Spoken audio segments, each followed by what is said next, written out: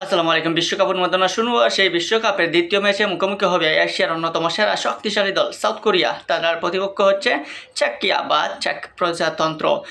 চেকিয়া বা চেক প্রজাতন্ত্র এবং সাউথ কোরিয়া সম্পর্কে যদি ম্যাচ প্রিভিউ বা ম্যাচ বিশ্লেষণ করেন, তাহলে তাদের ইতিহাস যদি জানেন, তাহলে আপনি অনেক কিছুই বুঝতে পারবেন এবং বর্তমান পারফরম্যান্সের সাথে তুলনা করলে বুঝতেই পারা যায় যে এই দুইটা দল আগের চেয়ে এখন বেটার ফুটবল খেলতেছে। যদি আমরা দক্ষিণ কোরিয়ার কথায় যদি আসি ফার্স্টে, যে দক্ষিণ কোরিয়া বিশ্বকাপে টানা 12 বারের মতো এবার অংশগ্রহণ করতেছে। এশিয়ার মধ্যে সবচেয়ে বেটার ফুটবল খেলে এবং তাদের রেকর্ড সেরাই, এশিয়ার অন্যতম সেরা। এই দক্ষিণ কোরিয়া এবার টানা 12তম বিশ্বকাপ খেলতেছে। সো এটা একটা বড় একটা বিষয়। 1986 সাল পর থেকে এখন পর্যন্ত যে 12টা বিশ্বকাপ গেছে, প্রত্যেকটা বিশ্বকাপে সাউথ কোরিয়া অংশগ্রহণ করেছে। শুধু সাউথ কোরিয়া অংশগ্রহণই করে নাই, তাদের সেরা সাফল্যের দিকে যদি তাকান, তাহলে দেখতে পারবেন 2002 বিশ্বকাপে তারা জাপান এবং কোরিয়া যৌথভাবে বিশ্বকাপ আয়োজন করেছিল। সেই বিশ্বকাপে ব্রাজিল চ্যাম্পিয়ন হয়েছিল এবং ওই বিশ্বকাপে সাউথ কোরিয়া সেমিফাইনাল খেলেছিল। সো এটাই হচ্ছে তাদের ফুটবল বিশ্বকাপে সেরা অর্জন। সেই 2002 সেই ইতিহাস গাঁটতে গিয়ে এখন যদি দেখেন যে সাউথ আফ্রিকার বর্তমান দলটা কেমন, এই সাউথ আফ্রিকার স্কোয়াডের দিকেই দেখেন না বিশ্বকাপের স্কোয়াডটা কেমন। এই বিশ্বকাপটা স্কোয়াডটা যদি দেখেন, তাহলে এই বিশ্বকাপটা দারুণ একটা ব্যালেন্সড একটা বিশ্বকাপ দল। তাদের প্লেয়ারদের মধ্যে একটা দারুণ একটা বোঝাপড়া রয়েছে এবং সেই বোঝাপড়ার কারণে তারা দলীয় পারফরমেন্সে তারা উজ্জীবিত বেশি। তাদের সেরা যে 3টা প্লেয়ার, কি প্লেয়ার বা তারা এই মুহূর্তে দক্ষিণ কোরিয়া যে 3জন প্লেয়ারের কারণে গর্ববোধ করতেই পারে, সেই দক্ষিণ কোরিয়ার গর্ববোধ করার যে 3জন প্লেয়ার, যে সন হিউংমিন, যিনি আগে টটেনহাম হটস্পারের সেরা প্লেয়ার হয়েছিলেন। টটেনহাম হটস্পারের হয়ে দারুণ পারফরমেন্স করছেন প্রিমিয়ার লিগে গত বছর। সেখান থেকে তিনি মেজর লিগে উড়াল দেন। সন হিউংমিন তিনি হবেন অ্যাটাকিংয়ে এই দক্ষিণ কোরিয়ার মূল ভরসা।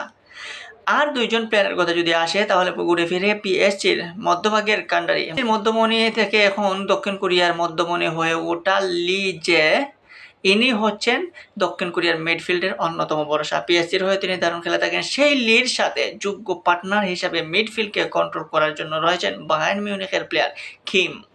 সো এই সন, লি কিংবা এই কিম, এই 3জনের বোঝাপড়াটা যদি ভালো হয়ে যায়, তাহলে কিন্তু প্রতিপক্ষের ডিফেন্স লাইনকে বারবার একদম গাম জোড়াতে হবে, বিশেষ করে চেকিয়া বা চেক প্রজাতন্ত্রের ডিফেন্স লাইনকে। সো এই দক্ষিণ কোরিয়ার টিমটা দারুণ একটা টিম, অসাধারণ একটা টিম। আগের যে ফাইনালের যে রেকর্ডটা ছিল, সেই রেকর্ড ব্রেক করে এখন তাদের নতুন ইতিহাস গড়ার সময়, এবং সেই ইতিহাস গড়তে হলে তাদের যে দলটা ব্যালেন্সড একটা দল, সেই দলের সাথেই মানিয়ে নিতে হবে এবং বিশ্বকাপে তারা পারফরমেন্স করতে হবে। তাদের প্রতিপক্ষ হিসাবে যে সেকেন্ড ম্যাচে তারা ফার্স্টে যাদেরকে পাচ্ছে, সেই চেকিয়া বা চেক প্রজাতন্ত্র। এই চেক প্রজাতন্ত্র যুগ্ম স্লোভাকিয়া হয়ে যখন খেলেছিল, তখন কিন্তু তারা বিশ্বকাপের ফাইনাল পর্যন্ত খেলেছিল। পরবর্তীতে সেই 90 সাল পরবর্তীতে তারা স্লোভাকিয়া থেকে বাগ হয়ে এখন শুধু চেকিয়া বা চেক প্রজাতন্ত্র হয়ে খেলতেছে, এবং চেক প্রজাতন্ত্র হয়ে তারা এবার 2 নম্বর বিশ্বকাপ খেলতেছে। 2006-এ তারা ফার্স্ট বিশ্বকাপ খেলেছিল, 2006-এর পরে এবার 2026-এ তারা খেলতেছে। তো চেকিয়া বা চেক প্রজাতন্ত্র 2টা বিশ্বকাপ খেললেও তাদের কিন্তু ইউরো শিরোপাও একটা রয়েছে। ইউরো শিরোপাও তারা প্রায় 1996 সালে পেয়ে যাচ্ছিল। সেবার তারা রানার্স আপ হয়েছিল। বলতে পারেন যে শিরোপার কাছাকাছি গিয়ে ফিরতে হয়েছিল চেকিয়া বা চেক প্রজাতন্ত্র। এবং এই চেক প্রজাতন্ত্রের মূল অস্ত্র এবার বিশ্বকাপে যদি দেখেন, তাহলে তারা ডিফেন্স লাইন, দারুণ কিছু ডিফেন্স লাইন রয়েছে। প্যাট্রিক্স যে তাদের ক্যাপ্টেন, সেই ক্যাপ্টেনের ওপরই মূল ভরসা থাকবে। তাছাড়া অ্যাডাম রয়েছেন, লেভারকুসেনের হয়ে খেলে থাকে অ্যাডাম, প্যাট্রিক লেভারকুসেনের হয়ে খেলে থাকেন। তারপরে টটেনহামের হয়ে খেলা থাকা থমাস, ভ্লাদিয়ার, রবিন, কয়েকটা নাম। এই নামগুলা শুধু নামেই নয়, প্রিমিয়ার লিগেও খেলে থাকেন। ইউরোপের বিভিন্ন দলে খেলে থাকা এই দলগুলা, এই প্লেয়ারগুলা যদি বিশ্বকাপে ফুটে উঠতে পারে, তাহলে চেকিয়া বা চেক প্রজাতন্ত্র এই বিশ্বকাপটা মাতাতে পারে। আপনি তাদের স্কোয়াডের দিকেই তাকান, ভারসাম্যপূর্ণ ব্যালেন্সড একটা দল রয়েছে এবং সেই শক্তি তাদের ডিফেন্স লাইনের মধ্যে, মিডফিল্ডের মধ্যে তাদের গোলকিপার যে রয়েছে, সেই গোলকিপারও কিন্তু দারুণ একজন গোলকিপার, যে মাতেজা কুবার, যিনি লেভারকুসেনের গোলকিপিং করে দায়িত্ব পালন করেন।